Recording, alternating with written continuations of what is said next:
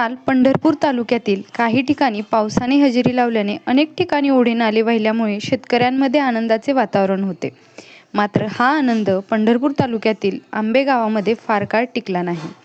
आज सकाळी म्हणजेच दिनांक 29 जून 2026 रोजी सकाळी 10 वाजण्याच्या सुमारास आंबेगावमध्ये एक धक्कादायक घटना घडलेली समोर आली आहे. वटपौर्णिमेच्या दिवशी काळाने घाला घातल्याने आंबेगावातील शेतकरी दाम्पत्याचा विजेच्या धक्क्याने दुर्दैवी मृत्यू झाला. प्राथमिक माहितीनुसार लक्ष्मण बाबू नागणे वय वर्ष 60 आणि त्यांच्या पत्नी अलका लक्ष्मण नागणे वय वर्ष 55 यांचे विजेच्या धक्क्याने दुर्दैवी निधन झाले.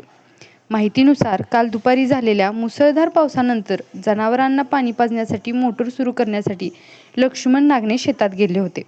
त्यावेळी त्यांना विजेचा जोरदार धक्का बसला.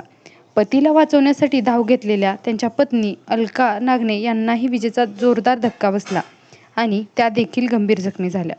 दोघांनाही तातडीने उपचारासाठी पंढरपूर उपजिल्हा रुग्णालयात दाखल करण्यात आले होते. मात्र उपचार सुरू होण्यापूर्वीच डॉक्टरांनी दोघांनाही मृत घोषित केले. वटपौर्णिमा म्हणजेच भारतीय संस्कृतीत पती पत्नीचा प्रेम, विश्वास, समर्पण आणि अखंड सहजीवनाचे प्रतीक मानला जाणारा दिवस.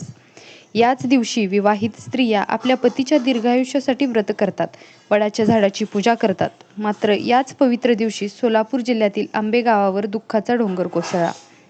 वटपौर्णिमेच्या दिवशी पतीच्या दीर्घायुष्यासाठी प्रार्थना केली जाते, पण त्याच दिवशी पतीला वाचवण्याच्या प्रयत्नात पत्नीचाही आपला जीव गमावल्याची ही घटना प्रत्येकाच्या डोळ्यात पाणी आणणारी ठरली आहे.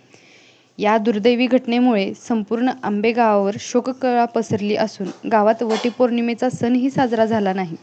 नागणे कुटुंबावर दुःखाचा डोंगर कोसळला असून गावकऱ्यांमध्ये हळहळ व्यक्त होत आहे. या घटनेची पंढरपूर पोलीस ठाण्यात नोंद झाली आहे.